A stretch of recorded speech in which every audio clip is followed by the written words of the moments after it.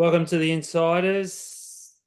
Beautiful winter's day down here in the southwest of France. We had a southerly wind blowing, warm as toast, surfs up the cackers, and Matthew's got a mouthful of food, so I'm just filling the void.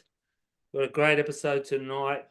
I did a double whammy, 2 full Zoom calls with the illustrious and literate Paul Evans.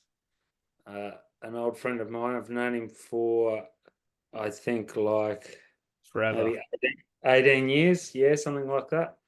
And we often surf together, and it's not very hard for us to have a chat. So we did that. And so, I mean, I don't really need to introduce Paul to the listeners. If they want, they can Google him. He writes a bit for Stab. He commentates a little bit for the WSL, and he's been doing that sort of stuff for a long while now. How are you, Matt?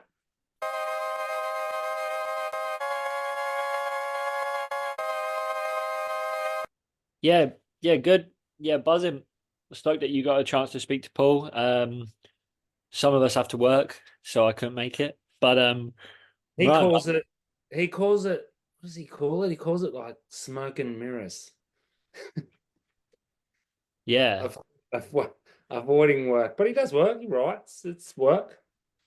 yeah. I mean, it's work. It's work for sure. I had a grown up work to do. Hey, But I've got plenty of grown up work coming.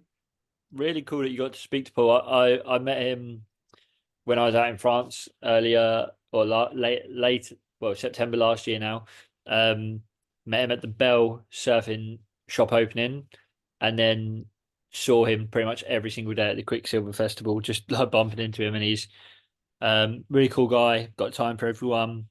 He asked where you were. I told him you couldn't stand him. So there you go.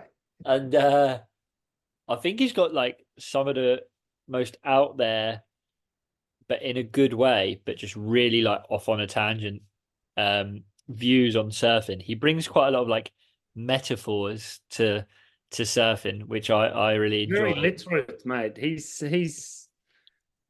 He's got the English language Yeah, on tap. Now, I yeah, like writing. I dream to be able to write like he does it. I don't always agree with him. He knows that. We, like everyone, like you can't agree with everything. imagine that. Yeah. But he's a very healthy person. He's a vegetarian before it was trendy, and there you go. I wanted to say that we're Oh, I'll ask you, and this is not outing him. How does he surf? yeah good. Yeah, good surfer. Yeah, yeah, Goofy footer, uh, uh, probably like me. We're on that cusp of intermediate to advanced, and we're older. And I think the last couple of years he's been riding a lot a Rob Vaughan twin pin, which he loves. He says like his best board ever, a 6'8". But at one stage, and he helped me a lot, and I kind of cheated and stole of him. Before we created the One Bad Egg, we created a couple of things, and he came into Euroglass one day and we were talking, and there was a couple of these Gracie mini males that were there, and Gracie makes an incredible egg mini male mid length. Before they yeah. were called mid lengths, they were called mini males. Well, it's as simple as that. We talk about And the demi Gracie boo. were incredible, and he made one for Paul, and he said to me, "Look, mini males are the future."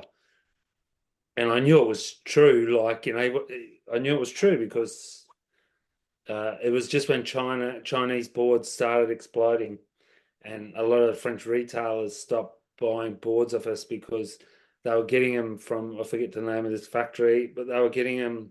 They created their own brand, and they had a margin of 3, and they were buying boards off us, and they were getting 1.5. So, like, not even 1.5. It's like that. It's hard to say. They were making 50% on top of what they were paying for a board from us. Mm, They were making 2 times on top of what they were paying for a board come from China. So it was yeah, I just saw that, like, after people would ride Chinese board for 2 years, you'd walk down the beach and realize that you're a kook with your Chinese board, and then you'd upgrade, and that's exactly what happened. Yeah, for sure. Was that the Demi-Boo? No, no, he got a weird purple thing, and he was riding it for years. And I got it. I actually, and I rarely do that, but it was single fin too. And I said Oh, to him, "Look, you got to put extra fins on that." He was falling off a lot. He didn't like it backside. It was great front side, paddled like a dream. And one day it was really good waves, and he was riding. And I said, "Man, they're great, but don't forget, like in really good waves, you want a board that's really good as well." Yeah, people are stubborn, and why shouldn't they be? You should do what you believe in. yeah, for sure. Absolutely. No, for sure. Well, that's sick. Yeah, so we'll have a little chat now and then we'll run into your conversation with Mr. Evans. So this will be a long episode. So But, spark up whatever you but spark up, or get a drink, or relax, or get on the road for a drive. But before we get to that, then, and I did speak to him about it, I wanted to talk to you about pipeline. I think we should do an extra sort of preview next week, like that comes out right before it, because I mean it is the world tour, like it is yeah. epitome of surf competitions as well. The Bonsai Pipeline. I mean, it was one of the favorite events I ever used to watch. I mean, I completely agree. The thing is, I feel like if you're a if you're a proper surfer, and this is controversial, but oh well. If you're a proper surfer, you have to love the WSL and hate the WSL in the same breath. Because I like there's no one that comes close to how they put a competition on. You know, Vans have done a decent job. When you watch the backdoor shootout, which is the Hui event, it's all over the shop. It's impossible to watch because you can't follow it. And like the WSL is pretty simple, but they're doing a good job of it. So I like it. At the same time, They do have best surfers in the world. Not yeah, the only best surfers in the world, but they've got a good group of the best surfers in yeah, the world. And let's be honest, they're the best competitive surfers in the world. yeah. And then on the flip side, because I'm a proper surfer and stuff, and because I want better and I feel like they could do better, and I feel like if it was run by better people, it could be better. Um, I hate them, but it's a love-hate relationship. But I will A lot of watch it. people have hated. A lot of people have hated the WSL, the ASP, the ISP throughout since surfing started, Matt. Of course, yeah. I mean, it is A lot of purists out there that hate competition, full stop. exactly. Funny thing is that you love competition but hate them, but that's understandable. Yeah. And the thing is, especially with this one, I love pipe. Like I love watching pipe. I like, it's one of the waves that if it's pumping, it's pretty repetitive, but you don't get bored of it. So No, I wouldn't call it repetitive. I wouldn't call it like Tahiti or something, or even Fiji. I think Pipe's got that really good X factor because you can go right or left and they break all over the reef. for Some are sure. coupled up, some are long, some are heavy, some are short. Who's your pick? Right. Well, so Muck around. Who's your so pick? before we don't muck around, I want to just say I've decided. So this year we're not going to do an Insiders WSL Fantasy League, but we're going to use the Skin Dog Surfboards Fantasy League as our gauge. So if you want to go against me and Darren on the WSL app, go on Skin Dog Surfboards, and the password is Skin Dog 23 full stop with a capital S. You can go against me and Daz. We will be giving away prizes at Skin Dog as well for whoever wins each event, but that's the one to get on again to go against the insiders. That so I just want to say that. And then who's my pick I for pot? like how you I like how you snuck in that little full stop on the You got password just to cheeky. throw me off. And then you said who's my pick for pipe? Gabby. Yeah. Um, I want John to Okay. win it. Go and Jack then. Sorry, I wanted to go Oh, John Jack, John. Jack. John John. John John. John John.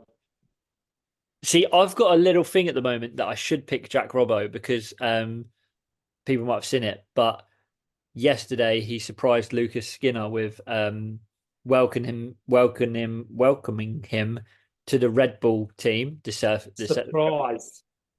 Um, Trying to convince me that it was a surprise. That was just a Dad, little. I will send you the video. Lucas had no idea. Jack Robbo went and found him in a on the side on the slope of the hill and said, went and wished him happy birthday. And then from the back of his trousers or back of his shorts, he went, "Oh, and by the way, here you go," and gave him stickers. And it So was you're all, telling me that there hasn't been any talk with agents or yeah. managers It was all done by and Ben. Lucas didn't have Ben has managed it all. Ben's his manager and his dad. So Ben has done it all, and Luke and kept it completely from Lucas. Lucas had no idea. what if Lucas doesn't like sugar? Tough shit. Well, Anyway, so you're picking, he put the stickers on his board. yeah. Anyway, back to pipe. I'm You're picking John picking John. John. Far out. It's So it's that's my top two picks in my tier A. I've gone John actually I Gabby. wouldn't pick them two. Pardon? Actually, I don't think I did. Because yeah, I mean it's hard because Jack Robinson is like obviously reigning champ and I absolute think John John's the best.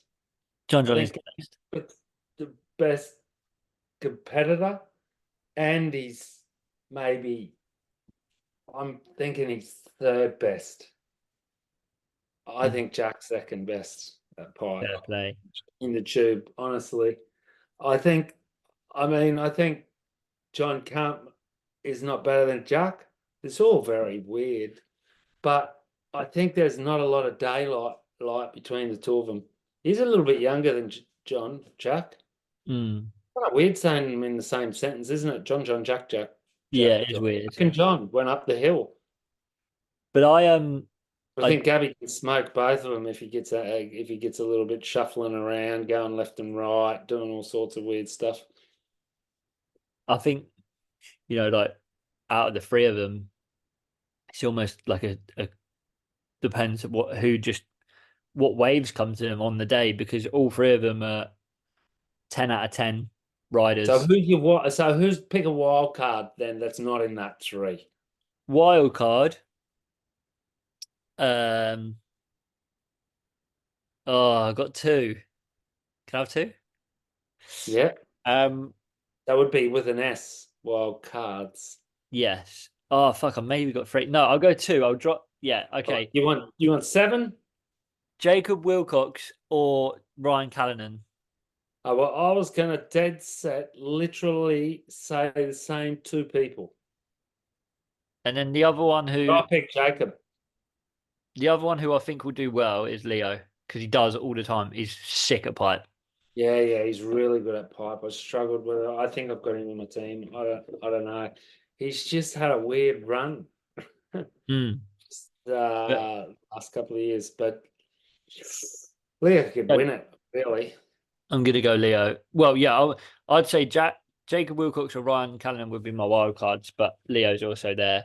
Who What about else is in that top 10 of the qualifiers that you wouldn't be thinking about? mm, Ryan Callahan's so good out there too, isn't he? yeah. What I mean, Paul about Hushman, they reckon he's pretty good, but I just don't think he's got any sort of fuck? enough pipe experience We to need to match circle back to Cole Houshman on our new segment because he's heavy hitters, man. There's heavy. Even Ethan Ewing is like it's crazy it's when it comes to yeah, pipe. it goes there. When it comes to pipe, it's a bit difficult because like you've got people like Geordie who's mental. You've got Kanoa That's Igarashi who's very good good at too, pipe. isn't he? He's pretty Um, good. I forgot Kano was even in the tour. I yeah, and forgot. then you've got Italo. Not even mentioned him. He's won it previously. It's absolutely hellman out there. Like I put it low in my team. so did I. Yeah, he's good. He's good. Hey, in that stab top 50 surfers, Yeah. Leo and Kanoa I don't even know if they got one vote each. No, I don't think they did. But this is It's my problem. This is my it, problem that goes back to the rant episode. The top 50 most influential surf people, Kanoa Igarashi is more influential than Tosh Tudor and Luke Sederman and fucking Noah Beshan and stuff like that. Of course he is. Like, don't be so ridiculous. And he didn't even get to vote, let alone vote himself. So anyway, what about women? um Carissa. Such Oh, a lame pick, such a boring pick. But no, no, no. I mentioned it to Paul today. I'm going to stick to my guns. Caroline okay. Marks. Caroline Marks. Yeah. Good call. I'm gonna go for my who I think will win. I'm gonna go Molly. Okay. Yeah. Yeah. Well, she's a great pick, isn't she? What would be your wild card on the ladies? Sally Fitzgibbons. That's mine. You can't say that. Yeah, because she's a good. She's kind of a good tube rider. She's a fighter. She'll wear a helmet. She's used to wearing a helmet. She got knocked off last year, so I reckon she's going to come in running hard. I don't think she can match these. I mean, I'm telling you, like, actually, she's not really a wild card, Katie Simmers, but I reckon if Erin Brooks was in it, she'd she'd probably win it. Is Moana Jones going to be in it? Doesn't they haven't announced anything yet? Of course, they'll give it. You'd have to give her a wild card, It's wouldn't pretty you? ridiculous. If they don't, then it just means that it's not right. Like, You'd have to do a video like Kelia. yeah, yeah, yeah, or I don't like think she would. I don't think she Bethany. would. But I, I, Mm. I I think it'd be strange to not give the person who is literally the best Yeah, out there, even though she hasn't made a lot of any scores going right. Have you ever seen her go right? no, So there you go. So what's the difference, for example, if it's 6 to 8 foot backdoor, right? And yeah. Steph goes out there because Steph could win it if it's 6 to 8 foot backdoor. And if she doesn't go left once and people say, yeah, there's an asterisk on it because she didn't go left, is that any different from the I don't one think. on going right, or is that the same? Mm. I don't. If it's 6 to 8 foot back door, I don't think there's an asterisk on it. Yeah. Whereas I think last year If there was it's an 4 to 6 foot, last year I think there's an asterisk on it because, and even though Jack Robinson won it, it was it free was of a small last day, wasn't it? it was half of the event was turns. Like Who won the women's last year? Computer. Carissa, no, Carissa? wasn't Carissa Moore. Who was it? Might have been Carissa Moore. Maybe. I think it was We Carissa. we just don't know. Yeah. Anyway, um, yeah. What Is about young Ben Skinner going to Hawaii? Lucas? Lucas. Sorry, Ben. Ben's still young. Um, maybe. But I think it's pretty big. He's the number. He's the hottest European surfer coming up by far. Mm. Like, okay, take Leo out of the conversation. Who's next in Europe? Yeah, there's a big age gap, isn't there? Yeah, Like, yeah. Is there anyone even that can requalify, you think, from Europe? There's about ten French guys that are all pretty yeah, good, but The French guys are good comp wise, but I think the thing is maybe Lucas brings something a bit different. But um, yeah, the French guys are pretty good. Like it's Jordan, crazy how he can do that coming from up there in the cold water. yeah. Well, How long's he on the Gold Coast for? He should just stay there for 6 months, honestly. he's there for 3 or 4 weeks. Okay. He's with Team GB. It's a proper camp there. So it's like training, yeah, and everything. It's Joel, Yeah, I don't know if Joel's there. No, Joel's not there.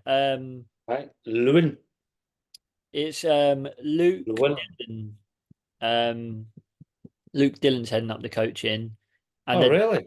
yeah, and they're doing coaching with some Aussie coaches as well. So yeah, Going to the best. Going to the best. yeah, apparently so. But God knows, who knows? I mean, the GB surfing thing's a bit of a mess, if I'm honest. But that's a whole another I think it can must of be hard worms. in the country to get behind that as a sport, just because it's hard enough for the whole world surf league to get Yeah. anyone behind them. Let alone England, where it's cold and wet, and you've got so many other incredible sports like soccer, cricket. What else do you drinking? Well, firstly, it's football. Um, but yeah, Ru- rugby, tennis. Rugby. Um, Hey, so I've started a new like little segment, and I'm going to use it with you, Matt, because I don't want us to wobble on too long in this long episode. I want to know what's tickling your fancy lately, food wise. yeah. What do you what's have you go through little phases where you're just banging something. Is there anything you're munching at the moment that's worth knowing? Yeah, do you know what? There's this really weird thing where, so I learned this from my grandma, and then I Oh, saw something on it the other day, right? So basically, it goes back to the war where soldiers would want to get as many calories as they could. Um, and she was telling me it was to do with like fighting when in like icy conditions, like in um Eastern Europe and stuff, where basically they would get a bag of nuts and then they would get a bag of biscuits and a chocolate bar. They would smash it all up together and then they would put it on a radiator so the chocolate would melt through and it becomes this nutty biscuit chocolate bar that's full of calories and full of protein and stuff. And I used to make it with my grandma like, when we was younger. it just sounds ridiculous. I'm It's glad I brought this up. it's phenomenal. And I got like this is the I made it, but then I didn't put You enough. put it on the radio. You put it on the radio to No, no, get no. that. I don't put. So yeah, to make it normally. So what you do is you get like chocolate digestives, and then like I got like walnuts, Brazil nuts, almonds, peanuts, raisins. You smash your biscuits up, you smash your nuts up, and then like and then spread it across a baking tray, and then melt chocolate over the top, and then just put it in the fridge. What sort of chocolate? I put dark chocolate on it. How do you melt it? In a bowl with hot water. Okay, and then it's like a little chocolatey syrup. You wouldn't put it like in a saucepan or something. No, no, no. Just actually, do you know what I done? I left it in the wrapper and put it in the thing, and then cut the wrapper off in the corner, and then squeezed it out like it was a little Oops. pipette thing. Um, and yeah, it's and then you put it in the fridge, leave it in the fridge overnight, and then you can just break it off, and it's like it's really good. So, so that That sounds sick. And is there anything you're reading or watching at the moment that we should be aware of? Non-surf. non-surfing Dragon's Den. Dragon's Den's like my favorite program in the world. Um, Dragon's Den. Is that animated? No, no. So Dragon's Den is you'll have to watch it. Basically, it's in America, it's called Shark Tank. But where do you Um, watch this? it's on BBC, probably on YouTube as well. But basically, people go in and pitch business ideas to rich people, and then they'll invest or not invest.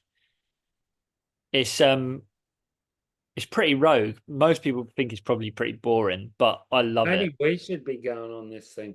We should. We should. But and then I also have to shout out Surfwise.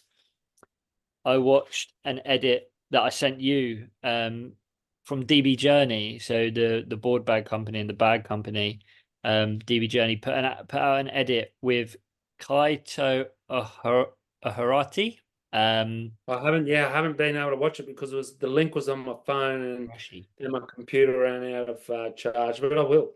Yeah, it's called Depiction, and it's really, really good on YouTube. 20-minute watch. I would recommend. Tell me, what have you been eating while watching something that's not surfing? Porridge, mate. Still on the porridge hype. Still on the porridge. I'm just going to keep barking on that porridge tree until something else comes up. I made like a good, really good chicken and vegetarian because I split it up.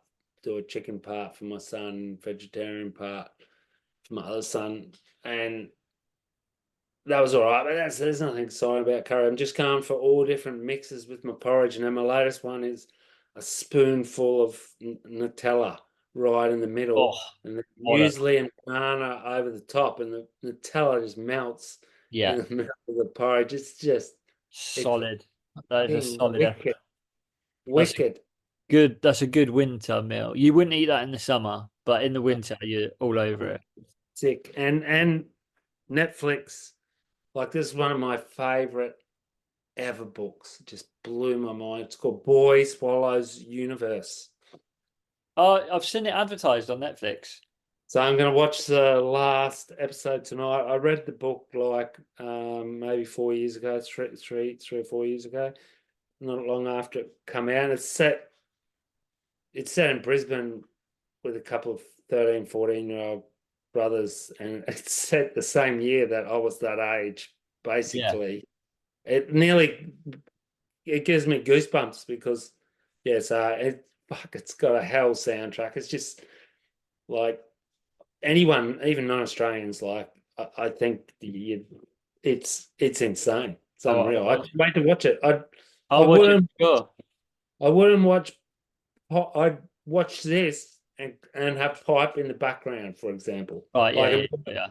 better. But anyway, so that's it. And then I've got a new thing because so basically we're dropping the do's and don'ts. But Yeah, good. Bye. We've had enough of you. what I want to bring to this is something that like is a bit of a topic that needs to be discussed about whether it's okay or not, like every time. And we'll name it when we come up with a name.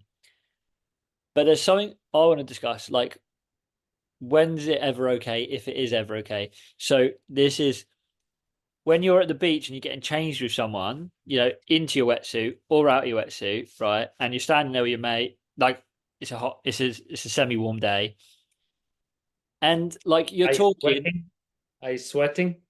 No, Is no, there no, you're all good. You're not sweating yet. sweat coming on But your chest and stuff? you're talking, you're having a laugh, and then suddenly your mate just full on drops everything like in front of you.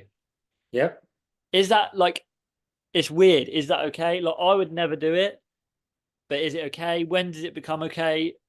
Like what about like you I know? reckon I mean, I wouldn't do it. I still reckon it's fully okay because I mean, why are we supposed to be scared of nudity? I mean, yeah, like of course, like it's If just Eve hadn't have eaten that apple, what a load of crock of shit that is. To get but, like, why yeah, blame Eve?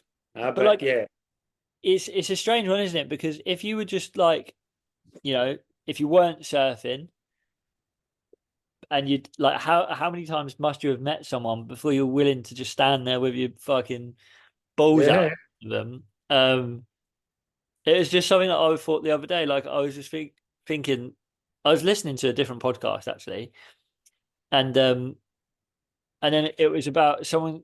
It reminded me about when I used to go to the gym, and you'd be in the gym, and you like you just walk through the gym, and then suddenly there's always just one bloke who's just walking around, and he's still got a t-shirt on, but he's just walking around, but like waist down, and you're just like, what are you doing? Like, yeah. it's You just gotta look up. I mean, I'm calling in the middle of a gym's probably not the right spot for it. But then you go into we went to where was it? I went to Munich a few years ago. Me and this Italian mate of mine, and we went to this spa thing, and we went in boardies at this part, which was supposed to be nude, and I said to him, "Man, I'm not going nude in here." There was women and men and whatever, and he didn't either.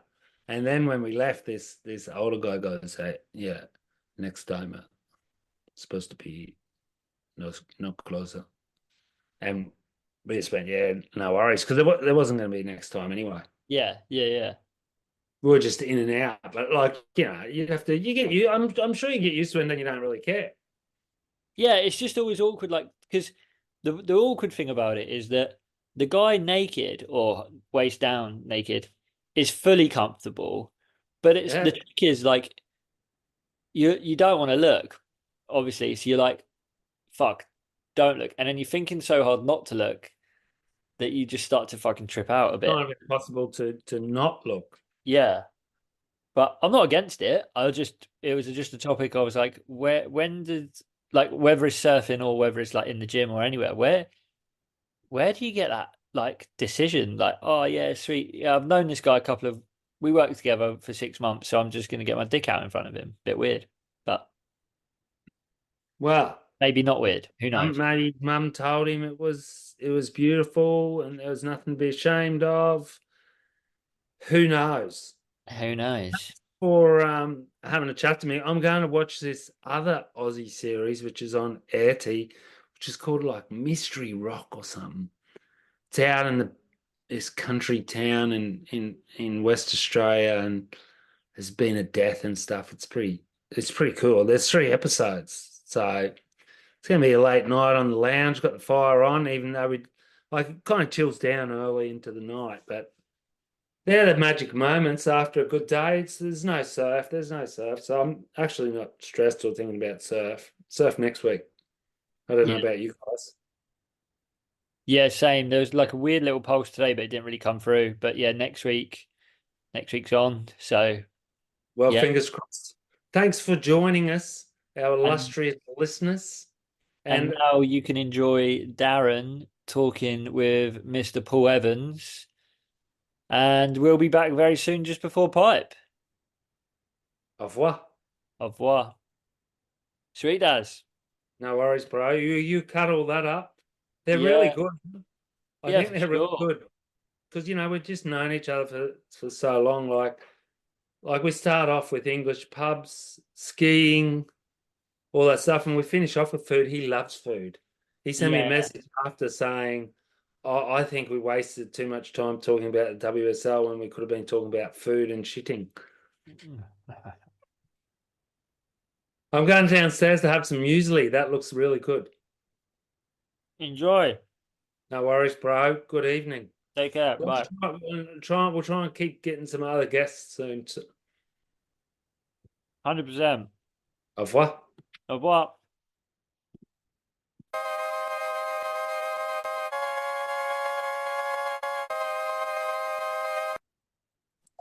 Hello, mate. Hello, Paul. How are you today? I'm good. How you going? I'm good. How are you enjoying this warm weather? Oh, it's lovely. It's absolutely gorgeous. Isn't it? My son said yesterday on the way to school, he goes, "This temperature's perfect." Oh, it's climbed up 20 degrees. It's mad. It's like we've flown to the equator. Do you know Marcelo Nunes? Yeah. Yeah, his son's in my son's class, and they went to Oh, Brazil. yeah. Went to Brazil for like 6 weeks, and they got back at the start of last week. Oh, brutal. He said he went from 30 to 0. Did you Yikes. did you surf last week? No, it was freezing. Now it's over. I went on Sunday. It was like Indo. It was like I went with Joey. It was sick. He loved it.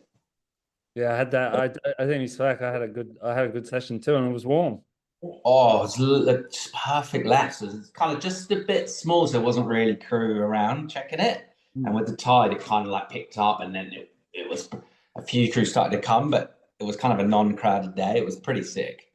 Didn't have to worry about having your head underwater or anything like that. Nah, it was nice, mate. It was really nice.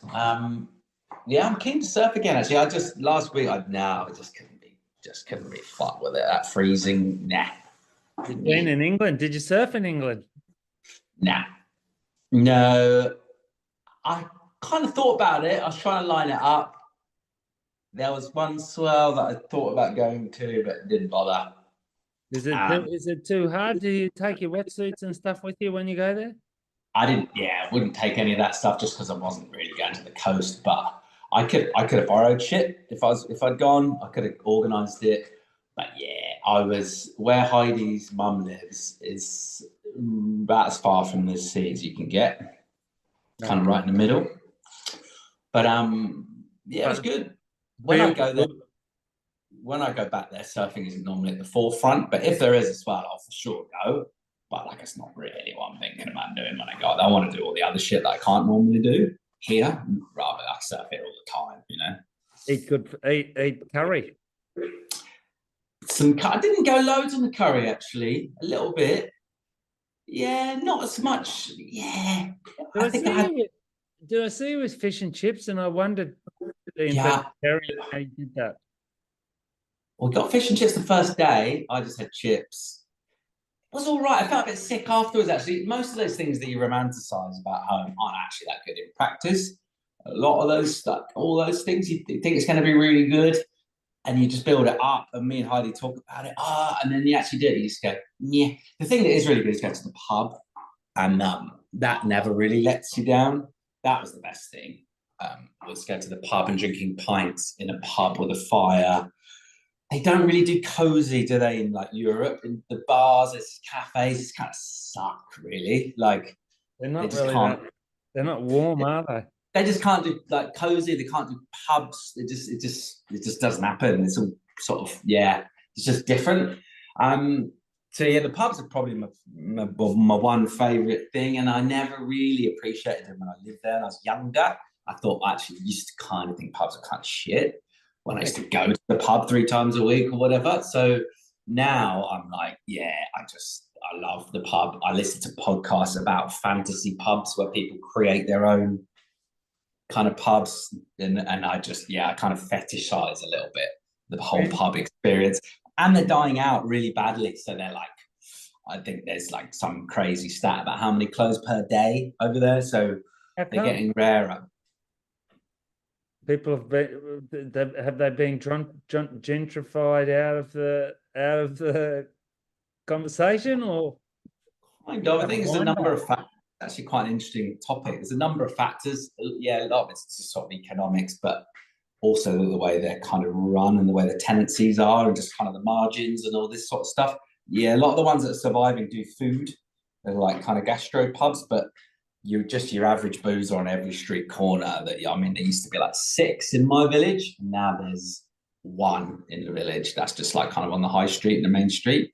So 6 to 1 since when I was like 17 and pretending to be 18. Yeah, Pint Foster's, please, in a deep voice. Yeah, is that also maybe society's push away from alcoholism? No, people drink at home, apparently. People drink at home, takeaways, and just vape and sit at home watching on-demand entertainment and drink booze in the supermarket. I think it's a lot to do with it.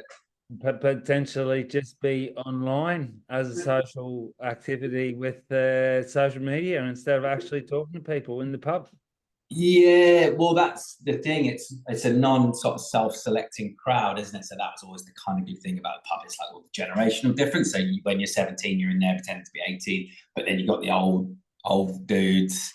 Then you might have like a hen party of office people, like a real mix together, people that you wouldn't normally social with. And that, I guess that was kind of part of the appeal, is you had to learn to be kind of a bit drunk, but kind of not kind of go mad, like as if you were at a house party and everyone's 17 and everyone's kind of going a bit. Yeah, it was kind of the opposite of that. That was the one thing about that made it quite good. But where Heidi's from, anyway, her little village is beautiful. It's all made out of stone. It's absolutely stunning, and the pubs are incredible. So, like, yeah, I love that. And it was, the fire's going. They still burn coal there, actually. And I love the smell of it. It's pretty rad and very cozy. and I loved it. And it was a good opportunity to get out of the house as well. Just read my books in the pub with a pint of neck oil, or Timothy Taylor Landlord. Trying to get into the real ale scene a bit, but it still just tastes a little bit like yeah to me. But yeah, the neck oil I love, can't get enough. And compared to France, which is outrageous, drinking in bars is ridiculous. How much a pint then? How much at Heidi's local? I reckon you're paying six quid, something. Yeah. What's that? For, 7.5, 7? yeah, I guess. But yeah, it's a full pint, and it's a good pint. Compare that to 9, 10, 11 around here, and it's not really a pint. It's 500 ml. I mean, this is really the sort of conversation that old people have, isn't it? Your old man. How many mils is in a pint? 564. So you're getting ripped off for 64 mil in France, even though they lie and call it a pant. It's not a pant. And I just find the whole experience, I find it almost impossible to get drunk at a bar around here. It's just, you just can't get enough. You just can't get served. Like, they just don't, I don't know why. It's just impossible to get drunk. Like, almost. You just can't seem to get them quick enough. It just all seems like a bit like hard work trying to buy beer. We went to Cafe de Paris for New Year's. Yeah, I hate the Cafe de Paris. It was hectic. Like, it's horrible. 7 of us, and I went to the second shout, and I got a tray, so I got myself 2.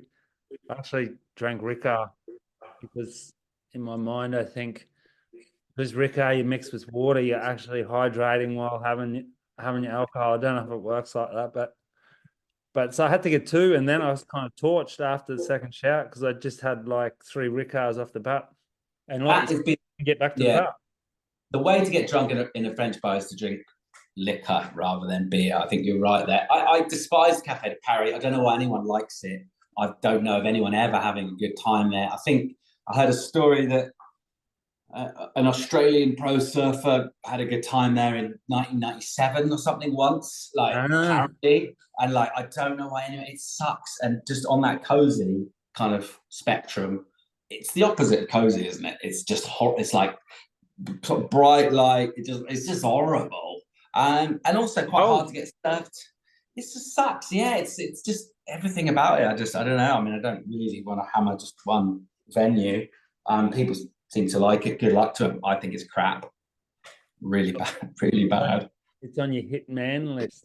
Hey, so the other thing I wanted to say was what we mentioned was about how you went on a family ski day last week, and I was because we've both got sons, and I've found it with mine that it's not the easiest sport to introduce young children to in Europe with the cold water and the increasing crowds and everything.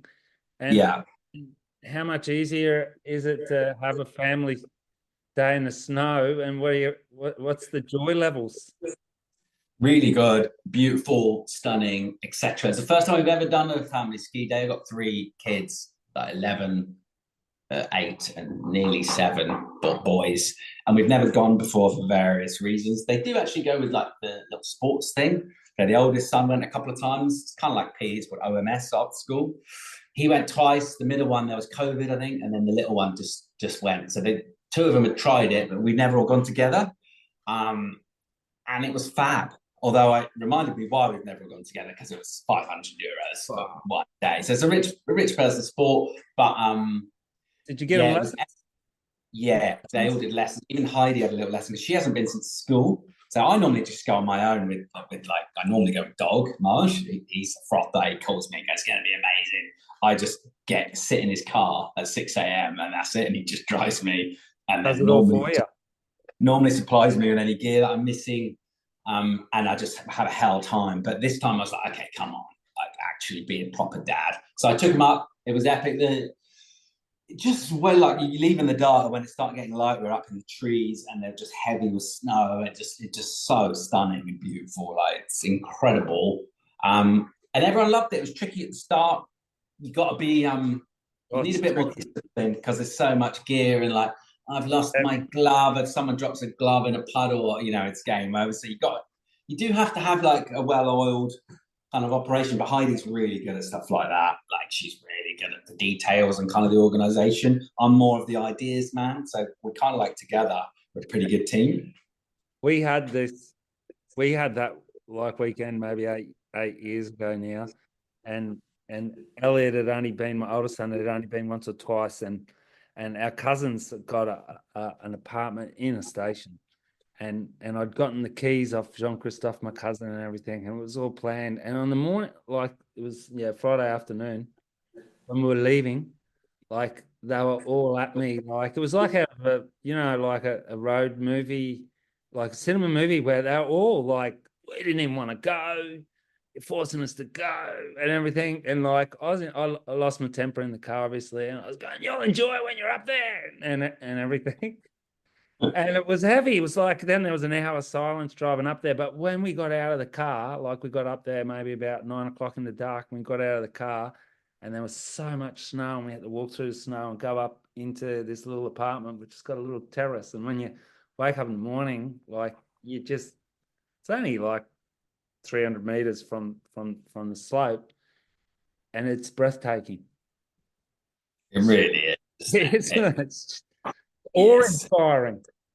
Yeah, it sounds sort of obvious, but yeah, you're kind of not really supposed to be there. Like when you go surfing, sort of humans have always lived around the coast. In fact, one of the most sort of prosperous places for kind of our species to be in terms of like food and just how you survive. When you go up to that high in a mountain, it's sort of out of the kind of livable terrain for people, and you get used to it if that's your sport. But there's sort of a reason for that. And so, like, I mean, I shit myself still in the lifts, like, because I'm a bit scared of heights. And so you do go through all those sort of emotions. I do anyway. And then just like how exhilarating it is. And if you're going through trees, like we were at La Pièce Saint-Martin, there's heaps of trees there. It's fucking stunning, mate. It was really, really cool. I'd go like today if I could. But yeah, it's just quite pricey. But it's not elitist. It's just expensive. But obviously, I mean, You can't do every weekend. I saw a dude with a sign. I don't know if you follow him. I love him. Dude with the sign had his sign up there in New York the other day, and he's like, "How do all these people afford these ski trips?" But that's like, yeah, 5,000. I guess you just got to sort of prioritize it, I suppose. But no, I love it. I should make an effort to do more. We live so close to the mountains here, and yeah, I mean, it's the first Heidi's lived there for 10 years. First time she's been up there, so. And it seems in winter for a child, it actually does seem it's such an easier sport than surfing, where as long as they've got some sort of physical knack, like if you give them one lesson, they can just go down. You don't have to wait there and push them for a wave and worry about someone else. Like there's not the issue on how many waves there are, which is what we all struggle with, and a lot of people end up having arguments with too, because you can just go up and come down. Totally. You got gravity on your side, rather than kind of working against it like you are in the surf. You don't have to struggle and strive just to be there. Like the sort of the lift does that. You don't have to paddle to stay in position or kind of go against sort of nature in that respect. Yeah, the little one, Purse, he was just doing it on his own. He's going to be 7 soon, but he was going up the little tappy, the little carpet thing, and just doing runs. And he's only been once the other day, but he had 1 hour lesson, and he was just like, didn't need us. We were like, where's Bert? We lost him for a while. He was just doing little runs on his own. And also, kids look mega cute when they got the little goggles on and the helmet. They look like little cute spacemen. They do look good. As long as it's not like super freezing, it's good. Yeah. Yeah, so good, love it. And yeah, I'm sure they're going to be rippers because they're starting young. Yeah, sick. So we are a surf cast. We don't have to really introduce you because Matthew and I will do that separately. But I did want to ask: Are you like? Seems there's been a little bit of code of silence about the start of the World Surfing League Tour, which starts in less than 2 weeks' time in Hawaii. Yeah. Famous Bonsai Pipeline. Are you looking forward to it? I am immensely looking forward to it. It hasn't been silent for me, mate. I'm churning out great quality content on Stag Premium. I've just written, I think I'm writing my third article about it actually at the moment. Just going to send. I've written one about the rookies. I'm doing one about the world title predictions. So no, I'm getting into it. I love Hawaii. It's my favorite like webcast to watch.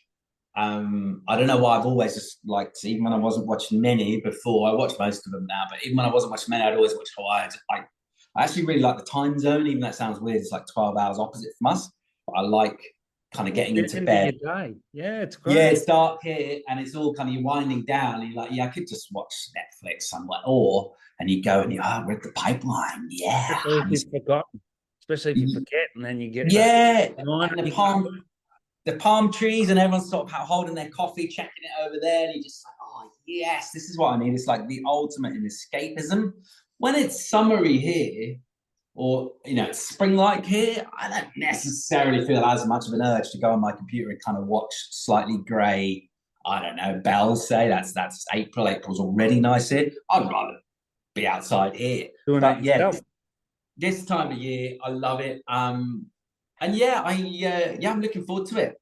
It's should be fun. You'd have to say they've got to get good waves this year. They've had two quite unlucky with everything. Almost every event they've been sort of spectacularly unlucky with everything. So they've got to get some sick ones this year. You would think these things are always cyclical, aren't they? So I think though, if we had a third guest here who was a mathematician, who remind us that each new roll of the dice has the same odds as the one before. If you flip a coin and you get 10, or if you get 1,000 heads in a row, the next time you flip it, there's still a 50-50 chance. That's correct, but that's not what we're dealing with here, because we're talking about wave climates and seasons, and the season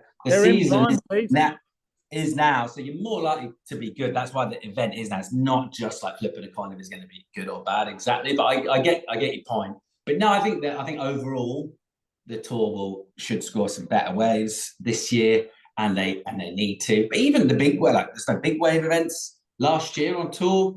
We haven't done Nazare. It's nearly 2 years since we ran that. They're actually talking about doing it at the moment as an aside. They're going to decide today. So a bit of an exclusive for next weekend. For Monday, a bit of an exclusive here, Darren. I don't know how quickly you edit this, but a bit of an exclusive, mate. There's some activity going on. We can potentially get it out on Sunday. We'll see. We're not that technically apt. Hey, well, a peek up the skirt of the Big Wave World Tour is Kieran Pro right now is crunching the numbers. They looked at swelling. It's a toe event, isn't it? It's the Nazare Toe Challenge, Darren. Yeah. You wouldn't be paddling into the massive Nazare without calling the ambulance. They used to do it as a paddle event. That's actually how it started. Yeah, things changed, but it was paddle up until three years ago, I think, up until 2020. I think I'm right there. When the Portuguese guy nearly died. Alex Boteo. No, that was when it was a toe. Actually, that was as a toe event. Okay. That was when it was the toe challenge. But a lot of people got injured and hurt paddling. It was pretty gnarly. But yeah, that might happen. But yeah, otherwise, tour in general, I am really looking forward to it. Hawaii and then Portugal. That's going to come up fast. That's March. So that's do you mourn the Triple Crown like I do? No, not really. No, I don't. I'm not that. I'd have trouble.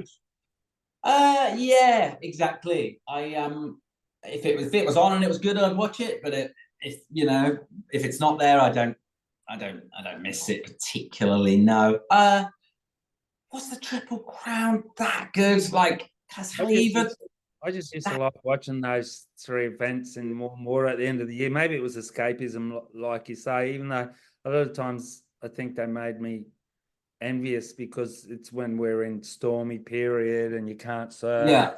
And people in board shorts, but I just thought they were really good events to see actual quality surfing, and you used to see flying kids that you never heard anything about, and you think, geez, how good's that guy in 6 to 10 foot?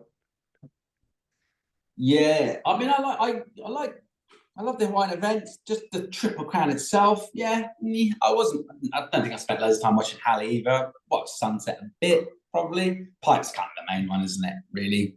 Would you go out on a limb and give me a pipe men's and women's like winner? Or a favourite? Yeah, I think those predictions are sort of a bit pointless because you're just gonna pick the best person. So like, okay, yeah, I'm gonna pick John Florence, and yeah, or Carissa. I would say possibly, but that's boring. Let's do a little bit better than that and try and pick someone a bit more interesting that might win, taking all those people aside.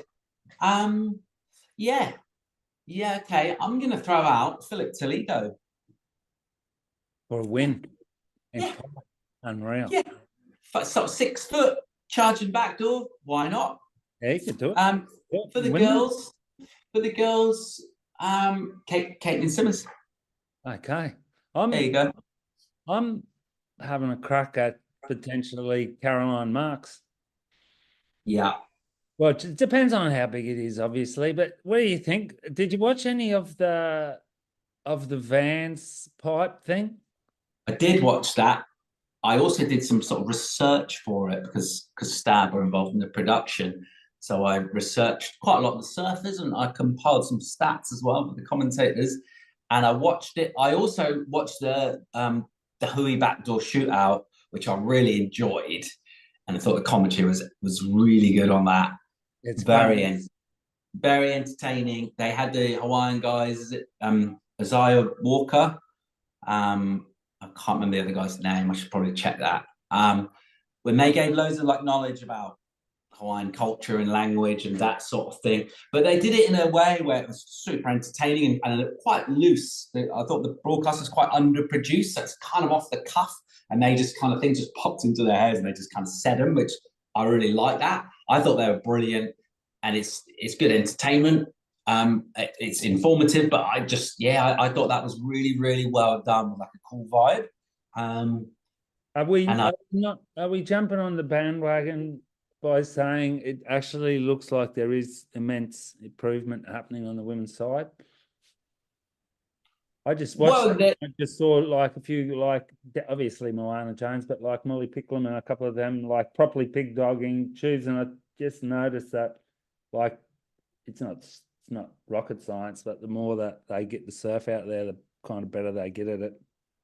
Yeah, definitely. I mean, that's one of the things about having the venues identical, which is now it seems it's hard to think that it's only a couple of years ago they went to Honolulu Bay. They were just on like a different schedule. Like a lot of the venues now, it's just identical everywhere. It's mad to think that it wasn't always like that. Like why were all the venues not the same going back since however long? But yeah, obviously they're getting way better. I know what you're saying between you don't want to be like patronizing, oh well done.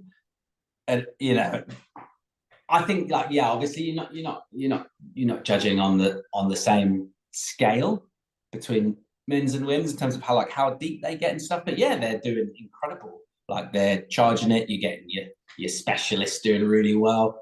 I think there's always been women who charge it, like standout women, even like for down the years, but there hasn't been like the critical mass of them. I feel like there's more and more now, and the young ones in particular are really stepping that up.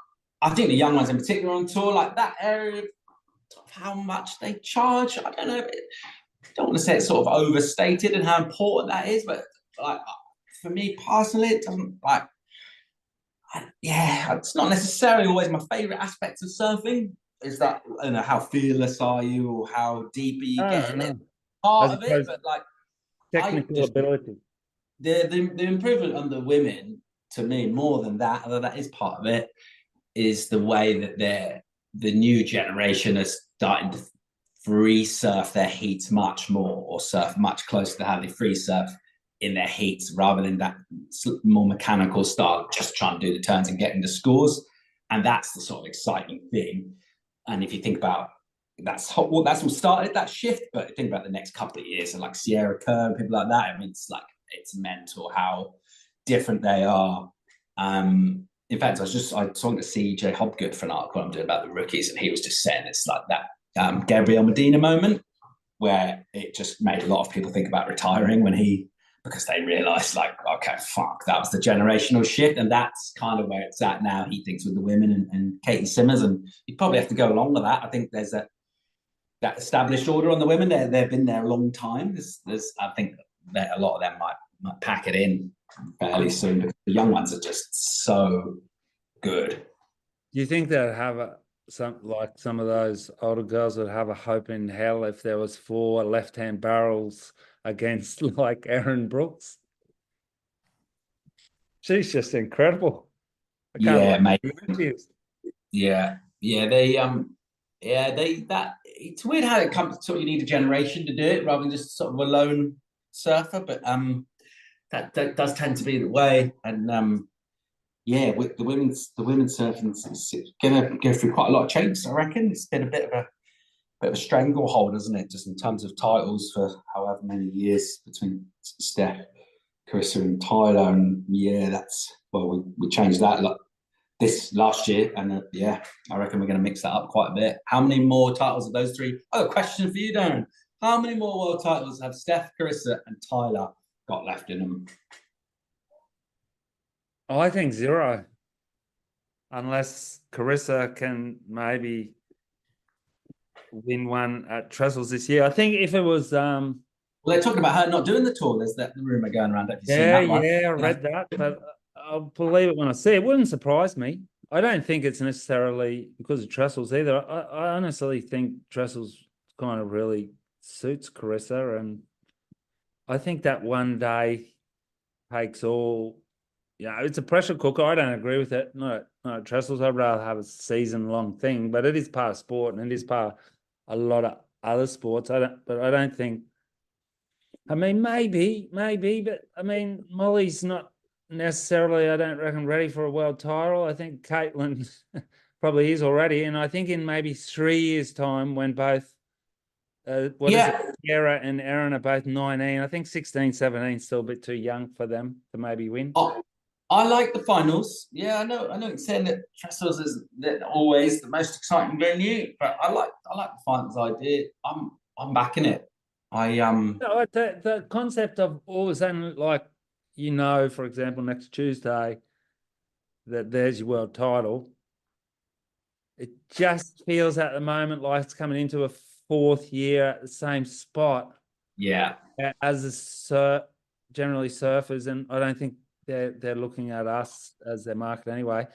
As a surfer, you like to mix it up. It's like if you surf same way 4 days in a row. Yeah. Or like your mate says, well, how about let's go somewhere else tomorrow? You're kind of like, whoa, okay. It's a kind of a good idea. Yeah, I think some of the top opposition to having finals is like it's not doing justice to the surfer that kind of won the year. But I mean, who cares about doing justice to the surfer? Like that isn't that high on my list of priorities. Like I like the Olympic.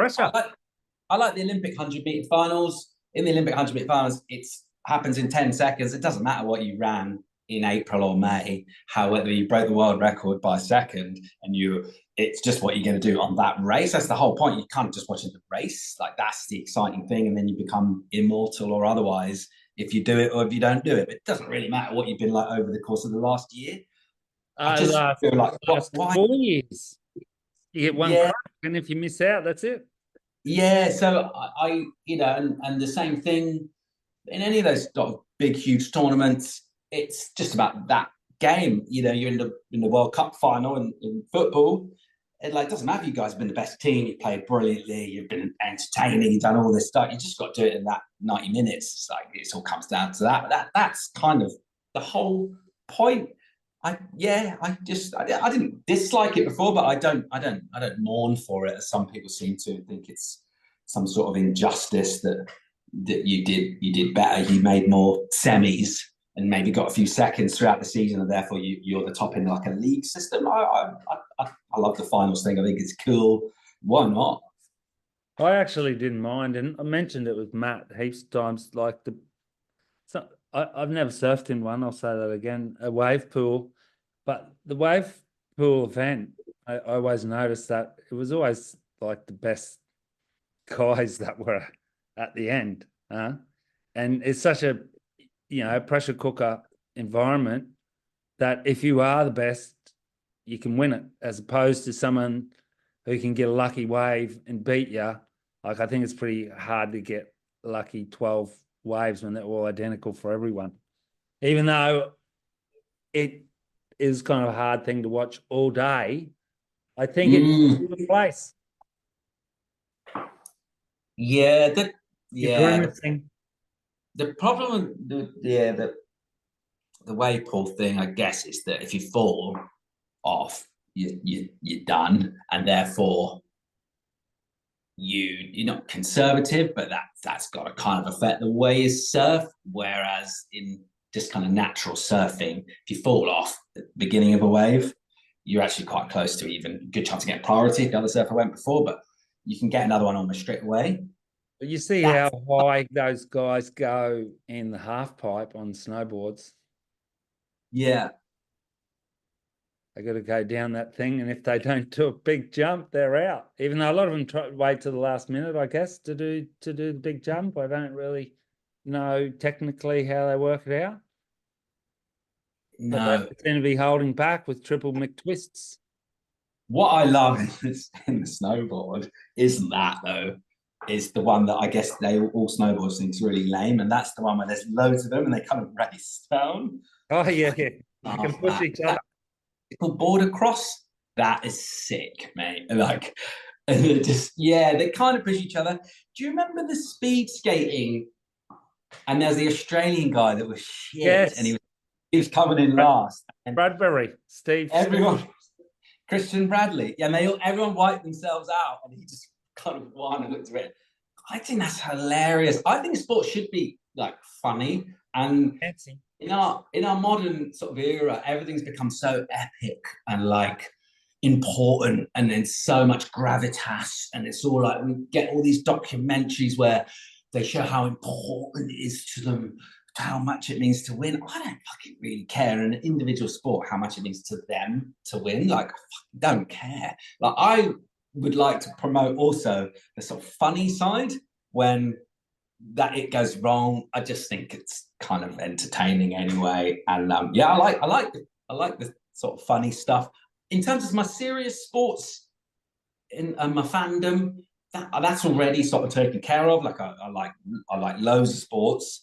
The main one would be football, soccer. I've had my teams since I was 5. Like, I'm kind of good with that whole kind of serious culture. West Ham. But I don't really need that from surfing or even exactly or even these other kind of. I don't have a hole in my heart for that. So I'm sort of looking for sort of something else. I probably think that's true with quite a lot of people. If that's where you're really putting your serious fandom is on competitive surfing, there might be something you might have possibly missed out on some of the other great sports there are that are a lot more easy to watch, convenient, and just work a bit better, and that there's a lot less kind of downtime, and in fact that even when it's going to be on, you're always got quite slim odds if you're really staking your kind of fan high and lows on. Or it might be on, it might not. We might be back at 1 o'clock. We don't know, possibly. Or they might just we might be on, but they might just be sitting there for 20 minutes doing literally nothing. And there's nothing we can do because whether a wave comes has been decided by a storm or some wind that was 2,000 miles away 3 days ago. So, yeah, you're dealing with quite long odds there. Personally, I would get yourself a team or some other sort of league and have surfing as a nice little extra. It's good when it happens, but don't be too distraught when it doesn't. Would be my tip. Hey, so you're the north side of 40, like myself. 47 and a half. What are your thoughts? Is Kelly going to surf pipeline, you think? Do you know in your little insider circle? You heard any business? I don't know. I'd be very surprised if he didn't surf it. He's seems to spend a lot of time on the North Shore. Has he got I think that maybe his hip has... Yeah, he had a labral right. I forget what they Uh, call it. my Lovely. my inside information is that Belly, who you know very well, told me the other day, oh, he's been playing fucking golf. He's been playing golf, so I assume he's okay. So I'd be surprised if he didn't surf the pipeline. Who knows about the rest of the season? Don't know. You don't think he's had to get down on his hands and knees and retile his kitchen during his rehab? No, but Specialists. what it was was it the make or break one when they were in his house on the North Shore? And I was surprised by quite how modest his kitchen looked. But it looked like it did actually could do with a bit of a refurb. So possibly, but yeah, maybe it's got someone else to do it. I sent the fax to his real estate agent from his lawyer or something like that. He signed contract for that house at the time, and he said it was a pretty modest shack. Some older guy sold it to him because he was Kelly and had been there, and he said that if he ever sells it, he'll sell it to him. And I don't think it was that big of a joint, because there was talk at the time he was like, his brother was going to come over, and his girlfriend was saying, but where are we going to put him? And he was like, oh, we'll find somewhere like in the garage or something. So that's quite remarkable, isn't it? It's good. What? Yeah, I mean, Yes, building costs these days aren't cheap either. it's an interesting and quite tenuous claim to fame. But why were you sending the fax? Why were you the fax operator? Because he was there, I think, during the quick pro, and he had his contract there, and he needed to fax it off, and would have been 2012, 13. I guess there wasn't a fax at Belly's house or Pierre's house at the time. So the Eurocard fax was as good as any other fax.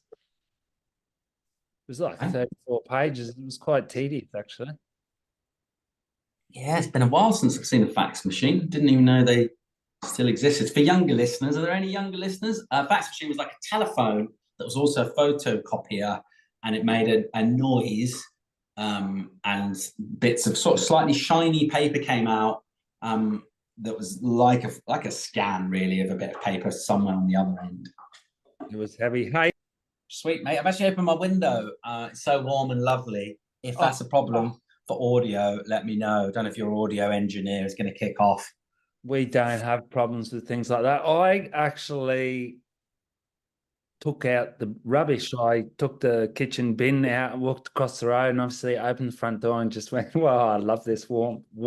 It's just beautiful. Like you're in t-shirt there. Obviously, our Queensland listeners think we're a little bit twisted because they've been experiencing 30, 36 and up degree heat wave over Christmas and everything. Before I get lost, which on my topics, which often I do, I saw a little post because we were talking about pipeline, and I do find this really interesting because I saw some comments in Beach Grid, etc., and I'll get to that, of Emio, I can't say his name, Zimmernick. Yes, yes. Doing a crowdfunding. Yeah. For his hospital bill, which I think was pretty expensive, somewhere around 50 grand. And obviously he was berated by some people, fans was berated by the others. I find it strange that he doesn't have medical insurance when he just seems like that reckless in big waves. He does have medical insurance. It just didn't cover him for competition, apparently. Because I wondered. I mean, it's easy now that it's gone wrong. Retrospect, exactly. Pile on him, but like, who actually have you ever read any of the small print on anything? Like, have you read your sort of? I don't know. I'm not a big, huge small print guy. You just kind of assume. But yeah, that sucks. That's awful.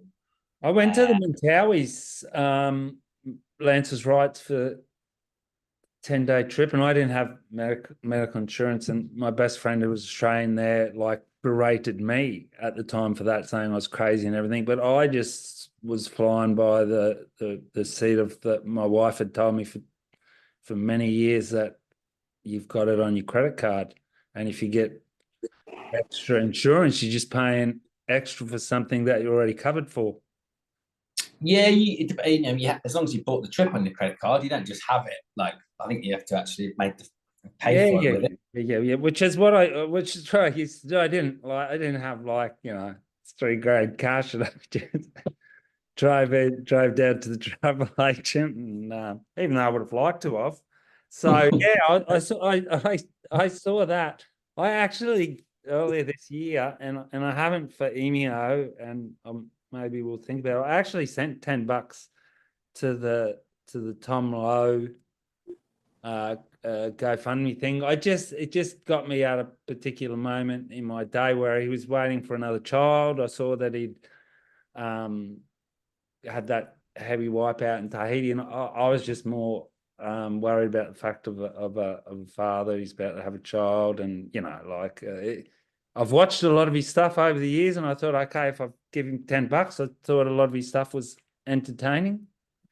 It's a great thing about the internet, isn't it? I mean, you got the dark side of the sort of online community and how it's a sort of an economy of anger and sort of shoutiness. But on the other side, global surfers come together, throw a few bucks in to help out a ripper, a charger, and easy. Yeah, it's easily done, and English. quite big audiences, so everyone gives a few bucks. And I mean, if it's 50 grand that Emio needs, he should get that. You'd think, Hopefully. you think between sponsorship and Instagram, I think he's got a lot of followers. I think which I've noticed, it's not rocket science. Like what was it? It was a Jackass. Like if you're doing stuff, people people will watch other people nearly dying with glee. Huh? Like, do you remember? Are you young enough to know who Evil Knievel is? Yeah, yeah, yep, Like, that yeah. guy just went across America on a motorbike, jumping over, like, he broke everything, and people would like turn up, which I think we're noticing now with you being a premium stab contributor. Nathan Yeah. Nathan Florence got Surf of the Year, and obviously it's based on the fact that like we're watching death-defying events every week. As well as him brushing his teeth for the full sort of 7 minutes before he does it. I Yeah. haven't seen that one, but at least he's got clean teeth. Yeah.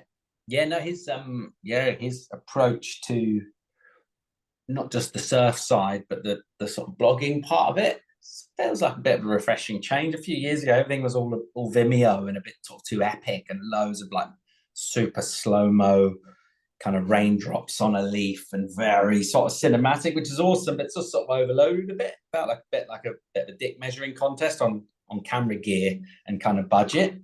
Whereas now it's got more to do with actually kind of what they're doing rather than necessarily trying to make like, award winning sort of cinematic sweeps to open up with. It's just basically just kind of him talking into his phone or GoPro or whatever, and then surfing the gnarliest waves ever seen. Yeah, he's mad. He's a mad man. Nice guy as well, and a little bit into his bird watching. I think I asked him about it from the article that I wrote. Maybe no. Someone told me he wasn't, but he put me in the direction of people that were. So he's aware of good. He's got some Good bird. fantastic musical choices too sometimes. Right. There we go. Yeah, there we go. My kids watch that stuff. I don't watch loads of the YouTube things, but my kids watch them. They love it. I previously mentioned I'd had like a really interesting evening when I accidentally got stoned last summer, and got home and had to go to bed, and took my computer with me and watched his 30-minute paddle out, paddle around at How Namibia. did you how did you accidentally get stoned?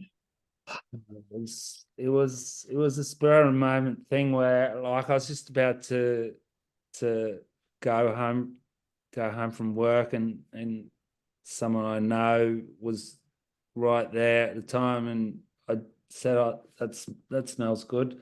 And Smoking a reefer. yeah, and Blazing the chronic. and it hadn't happened for many years, and yeah, and as I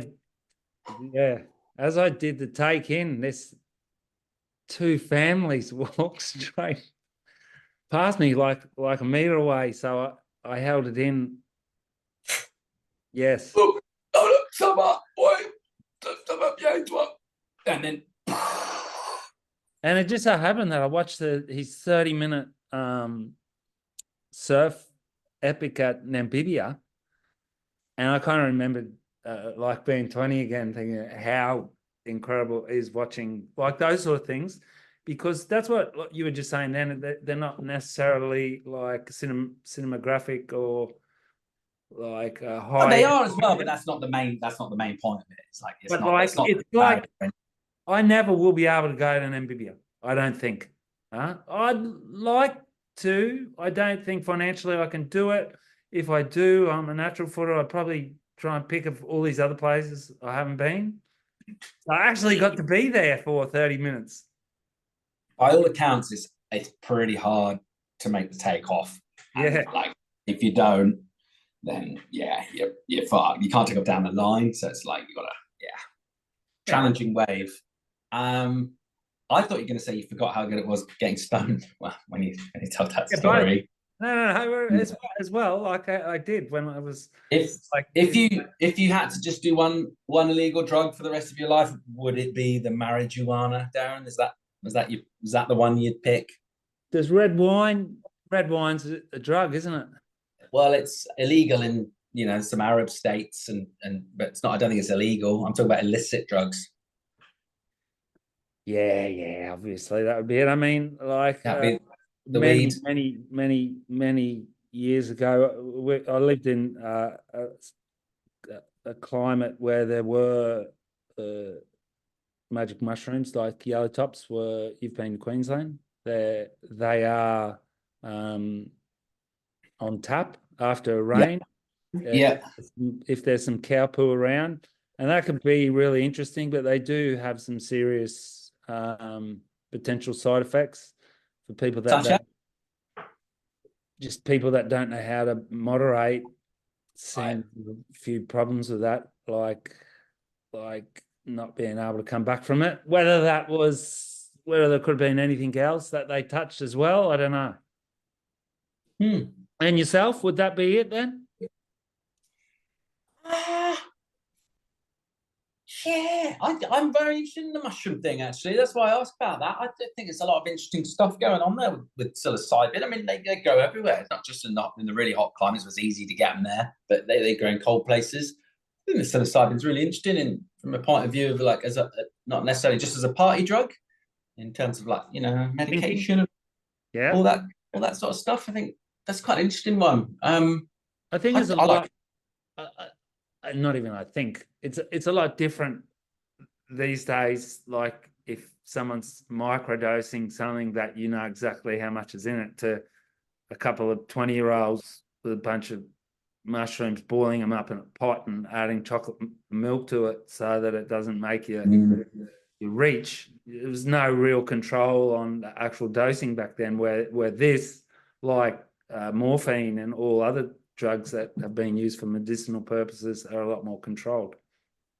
Yeah, it's a funny one, isn't it? The drugs, the drugs kind of enter your life at a stage when they really sort of shouldn't, don't they? They kind of tend to come around at exactly the same time where you're either finishing sort of education or at the stage where you're going to make quite critical choices about the rest of your education. That is the same time you're kind of altering your brain, which almost seems a bit wrong when you think. But if you could, by the time you get a bit older, I think there seems to be the benefits maybe would kind of outweigh some of the potential risks a bit more. But now being an old person with kids that aren't quite at that age yet, but they're not a long way off, you do worry about the young formative brain and mind altering substances in a bit of a different way. But not. I think what we're saying here, our message is maybe don't rush with your experimentation. You got all of the rest of your life to get into drugs when you're older. So. There's a fair bit more literature on the subject too these days, as opposed to yesteryear, which was just John O at the park who said, "Yeah, you'll be right, mate. Go for it, wicked." Yeah, one of my mates, just on sort of generational drug tales. One of my mates, his dad was having sort of trouble sleeping. This is, I guess, when we were in our 20s, and my mate was like a really gnarly bong smoker. He used to smoke. He used to hit the billy before getting out of bed, like every day in the dark. Like it was. He didn't smoke joint, but he hit the bong relentlessly. When he was surfing, he would come in mid-surf and do another bong if he got unhigh. Like he'd re-up mid-session. He's a mad keen surfer, good surfer too. Anyway, his dad was having trouble sleeping, and he wanted to kind of like. So he asked my friend about it, and my friend was gave him a demonstration, but they never really talked about it before. It just sort of been something that wasn't. And he said he was trying to do it kind of badly. He got the bong and he kind of loaded it up, and he went, "Yeah, you do it like this, Dad," and then just did like. It just did like a perfect, like amazing plume of fucking green smoke. It just kind of went, beginner's luck. Beginner's luck. He was trying to conceal the fact that he was a habitual bong toker.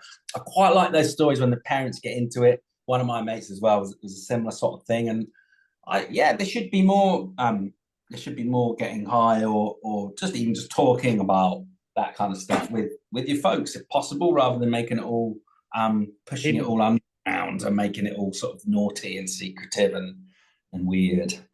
How clean do you reckon the world tour is these days? Probably pretty clean. Are they drug Looks tested? like it.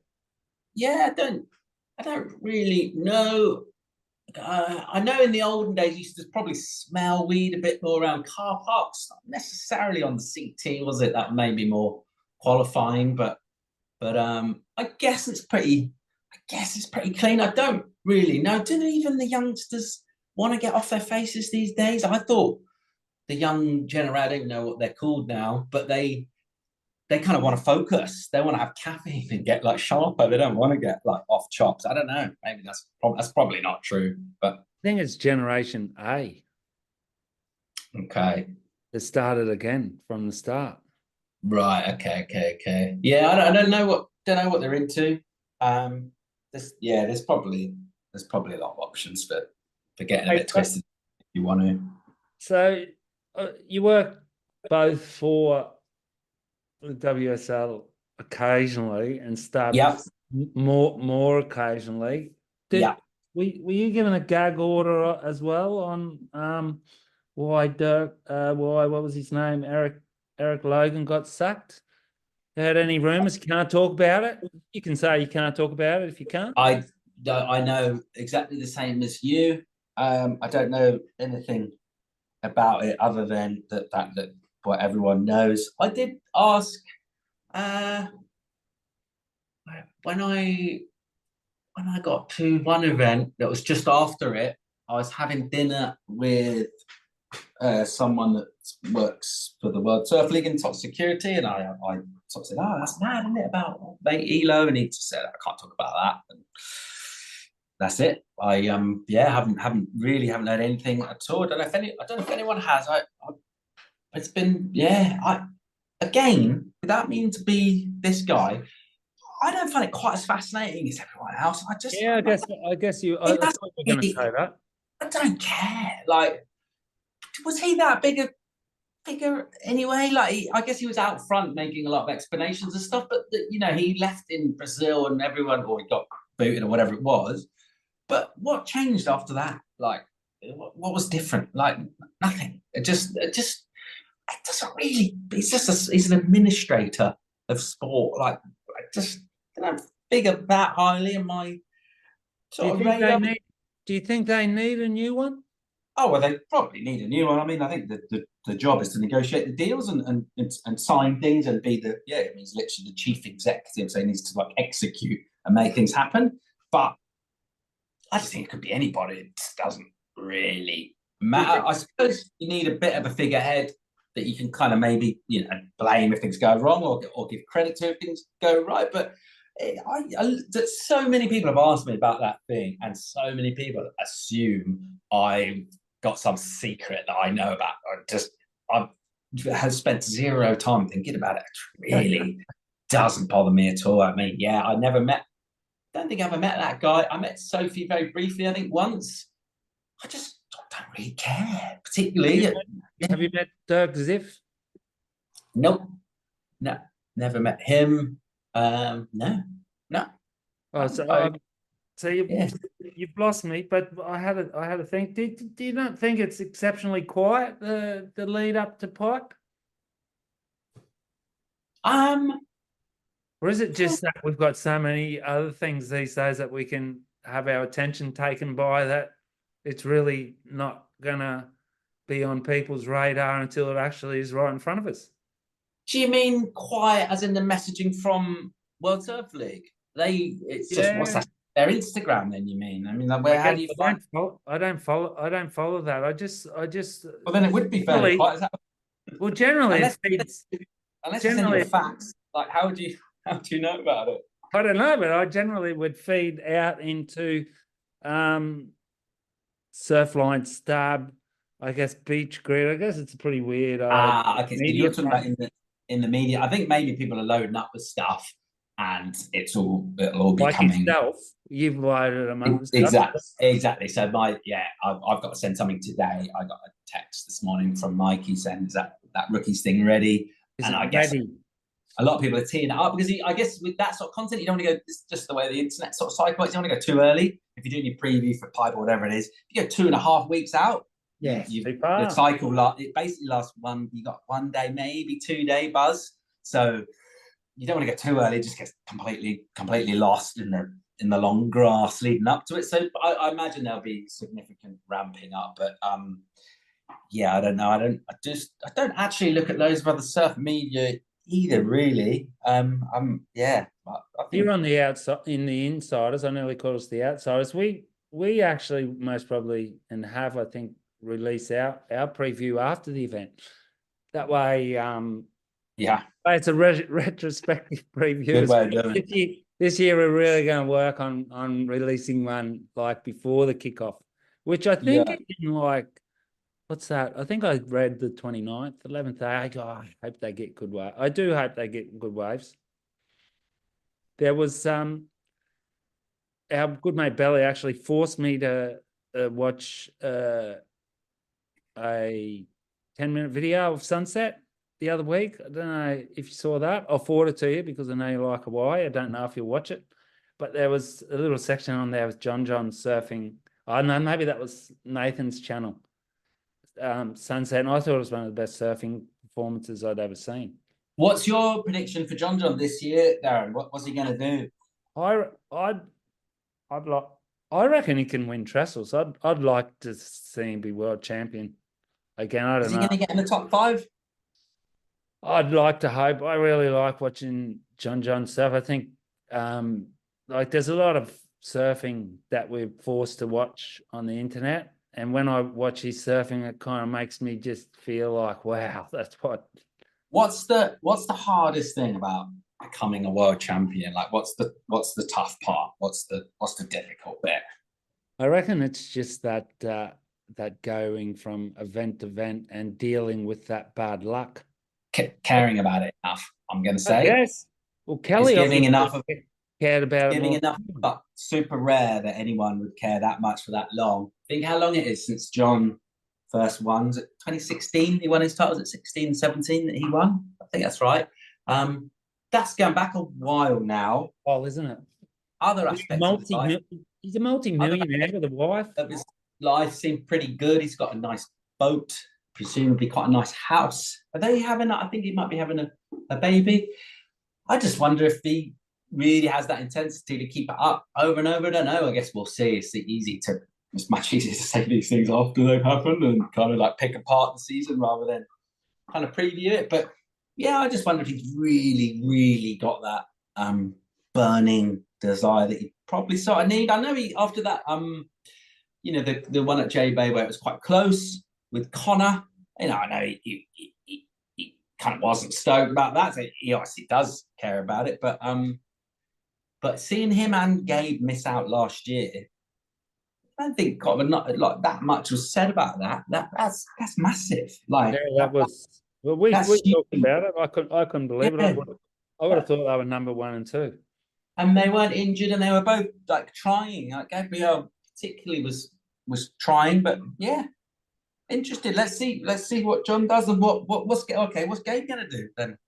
So, in your opinion, Someone wrote yesterday that he had a lame backhand and a bad and a bad style, and I was wondering if that person actually is living on the same planet as we are. I don't think he's got as technically beautiful front side hack as Ethan Ewing, for example. I don't think anyone in the world does, but I think he's got enough in his arsenal to nearly win every event.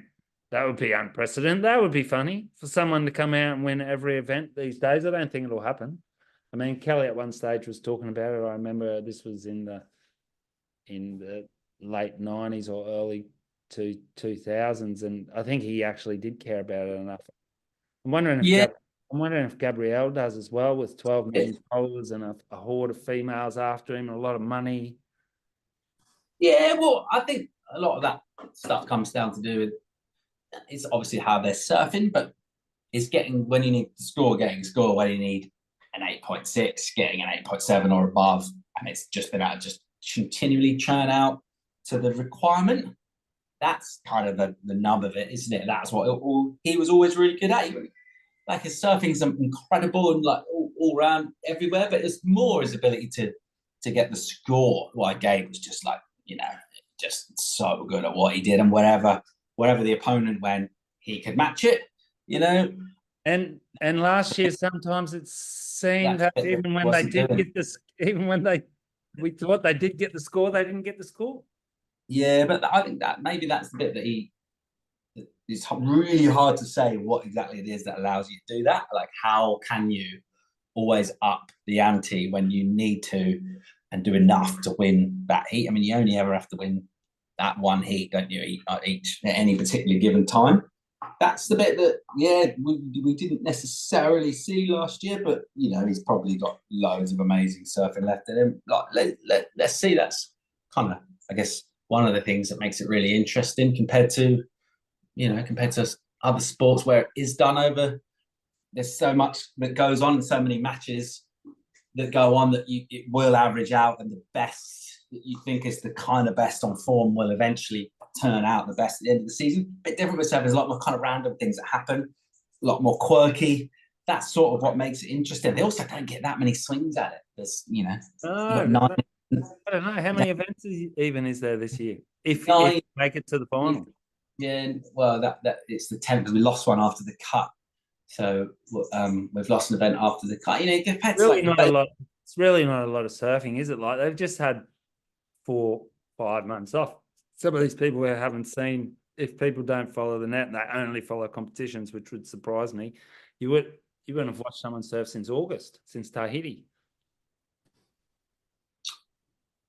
Well, bring it on, mate. That's why we all cannot wait for the bonsai pipeline. We're testing a new segment to finish off here today, and my partner doesn't know about this, but I've told him. Yeah, where is he, by the way? Was he busy today? He's actually got a full-time job. He works for Skin Dog Surfboards for Ben Skinner. Yeah, sick. Well, legends. In Newquay or Cornwall. We're going to have him. We're going to have him on the show soon. He's not. What do you call it? Like what we're doing, dodging mirrors. Is it in Newquay though? I thought it was. Isn't Skin Dog? It's a little bit down the coast. No. It's what's that famous beach near that your famous beach there? Bistro. Yes. It's right. Okay. It's right near there. Right on. So, yeah. What have you been like? What have you been watching or reading lately? Great question. Have you been watching a series that's interesting? Have you been reading a book that's interesting? Yes, and yes. Yeah. Lots of good stuff. Reading. Can you share the name of it? Of something? And watching, because it's particularly that time of year, isn't it? I've been watching Boat Story on iPlayer, which is really well done. I love that. Story. boat stories. We just finished it last night. Now I'm watching Winter Watch. It's on. It's like a nature thing. It's 6 live. That's on iPlayer as well as on BBC Two. Yeah, but boat story was epic. What is that? It's about a boat of drugs that washes up on a beach, and random people find it, and it's about the adventure they go on. But it's kind of funny. It's like slightly sort of absurd rather than being all too serious. It's really, really well done. That's brilliant, very enjoyable. Where can you watch that? On iPlayer. On iPlayer. What's iPlayer? Wow, it's the BBC's on-demand service, so it's only the kind of the sort of probably biggest and greatest public broadcasting service in the world. It's on-demand platform. BBC, you said? Yeah, that's the British Broadcasting Corporation. Yeah, so you need a UK IP address to watch it, so you need a VPN, which is illegal, just like drugs, by the way. So watch out if you are going to make that decision to break the law. And just reading Born to Run at the moment, which is no, you're lying to me. I'll get it.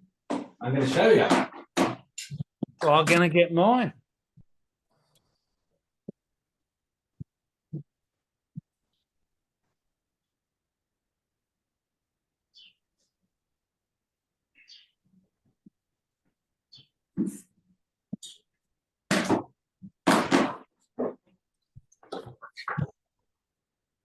Yeah, but it's a great book. Born to Run, Christopher McDougall. But did you steal yours or did you buy it? My wife gave it to me for Christmas. Did she steal it? No, I don't think so. She's not a thief. Right. Okay. No judgment here. Well, you stole my thunder. I was going to say the same thing. It's fantastic, kind of, isn't it? I'm halfway through it. Really good. I went for a run yesterday afternoon here. Barefoot? No, I went for a run in the forest. I put trail shoes on, and I do have sore lower shins today, but I just think it's just incredible how people, because a lot of times, I think I've written this before, a lot of times surfers think that they're really special with their passion for their sport, but you do see there's lots of sports where people are just incredibly passionate, like 100 kilometers or 100 miles. That's on the barefoot. John Florence isn't he like with Vivo barefoot now? So he's at his own shoe. So that's Clark's. Did you know that? That's the Clark's family. Oh, really? Yeah, and I think it's one of the sons, grown up sons, not a kid, of the Clark's empire, who's behind Vivo barefoot. But you don't run. You're more of a bike rider. I run now. You to have a run? Yeah, I do run a bit. I just bike ride because it's easier on the body, and if you've got an injury or something, if you kind of to run, you have to be 100%. Because you've got a bit of an injury, the bike's really good because it's kind of really light. You're not jarring yourself. So I ride the bike a lot. But no, I do run. I've done a couple of marathons, Darren. Done a couple of half marathons. Yeah, do run a bit, but yeah. But I got into barefoot running during COVID when we were on Loch Diggity. I started with the barefoot. It was quite a warm spring, wasn't it? And I was running around here with nothing on my feet. What surface? Not on concrete? Yeah, on concrete. Yeah. Okay. Did it toughen you up or did it hurt you?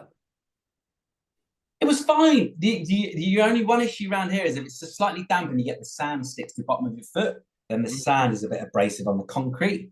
So you want it to be kind of dry so that any sand that's around doesn't stick to your foot. But you just run differently. You just run like kind of particularly, I did kind of slowly. With barefoot, you don't pound down and try and go really, really fast. I'm not so convinced by the barefoot shoes, actually. I'm not so sure about them. I actually think barefoot itself is better, just completely barefoot. I think the barefoot shoes is almost the worst of both worlds in a way, because you're not super careful about putting your foot down because you know you're not going to hurt your foot. So there is a bit of a tendency to do the foot strike, but you're not really the heel strike that you're not supposed to do. I would say just fuck the 160 quid on John's signature model. He's got enough cash. So do Clark's. and just go barefoot, mate. If in doubt, don't buy it.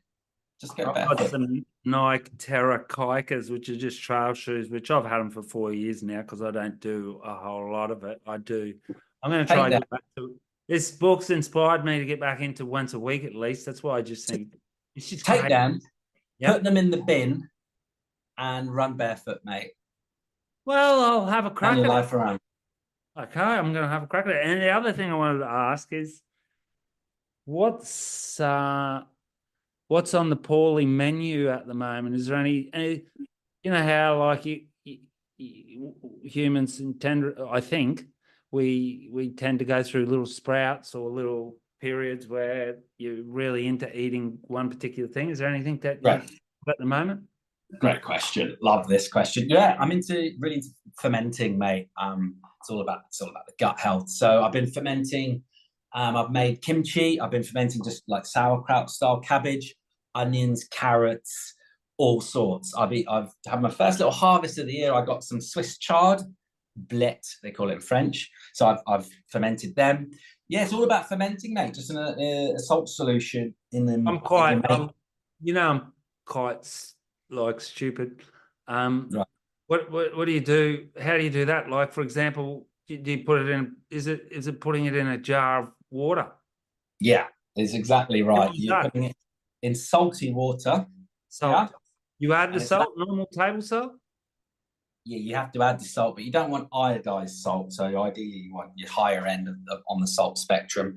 But yeah, about 2% basically, 2% solution of salt. That's enough to get the fermentation going. It's lacto fermenting, so it's just similar principle to sourdough. It's all with cultures that already exist all around us. You're not putting in any microbes.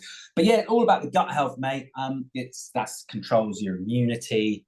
There's so much. It's all about looking after what's in your guts, and the way you look after that is you have probiotics. So these are, you eat the cultures already to get the good bacteria in your gut going, and fermented foods is really big on that. It's quite big in the food movement in general. The conversation a little bit has moved away from macronutrients, where everyone's kind of banging on about protein or this or that. Some carbs versus fats, it's like kind of a big thing for a long time, and there is still a bit of that. You'd struggle to find many people in the Western world that don't get enough protein. Most of it, you just kind of weeing it out. Fiber is the macronutrient that almost all of us are short on, which has given us kind of chronic multi-morbidities in older age. But the thing now is all about the gut health and having a really good and healthy flora in your gut. And that's how you do that, by various ways.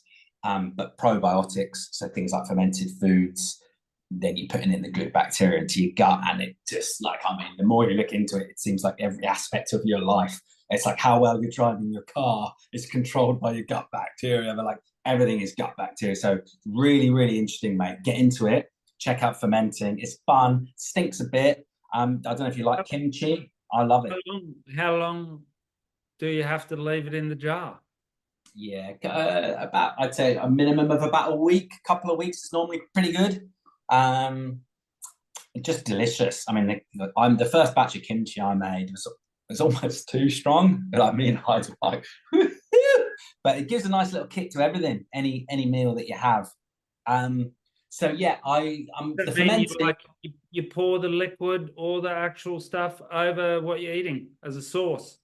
You don't pour, you don't pour the liquid, but do you know what? You raise a great point. If you're making hummus, you can replace your lemon juice with your fermenting liquid, and then you've got probiotic hummus.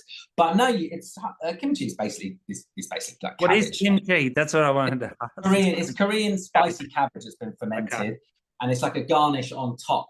And that goes towards another general thing that I'm a little bit on, is your 30 plants a week. So trying to eat 30 different plants. And again, it's all for your gut health, about eating a huge variety of loads of different things to promote this gut health, rather than kind of eating the same things. So doing away with ultra processed foods and getting on towards it. Your 30 plant, and a plant, spice counts as a plant, tea counts as a plant. It's not necessarily 30 vegetables, but yeah, if you can try and get up to 30 different ones a week, you're setting yourself in really good stead for your having good gut bacteria. So I'd give that one a go, mate. Write them down. Is is it on the nose in the bathroom or? Yeah, I mean, mate, I poo so much anyway. I'm one of the prolific shitters. Like like my mate Monday just can never quite believe how regular I am. Obviously, I don't eat mutilated corpse. I've been Yeah, kind of yeah. on the veggie or vegan program for a while, but so I eat quite a lot of veg and fiber and stuff. But I'm just a shitter. I just poo a lot. So I've probably done, what is it now? Hang on.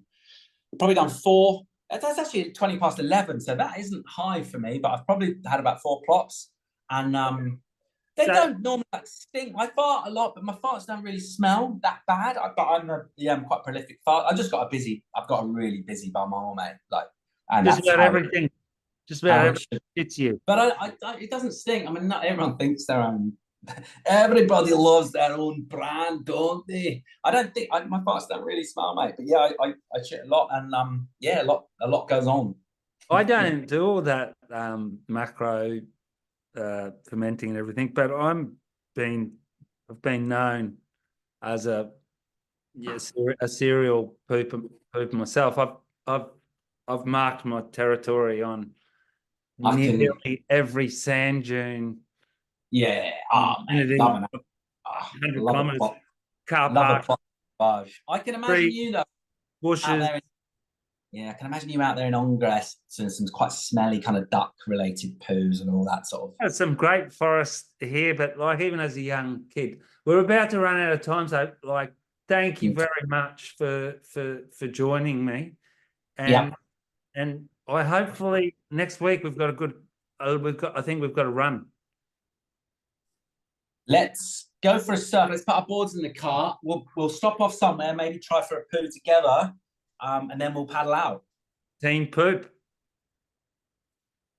Have a wonderful day, Paul. Thank you. You too, mate. Cheers, dude. You. You.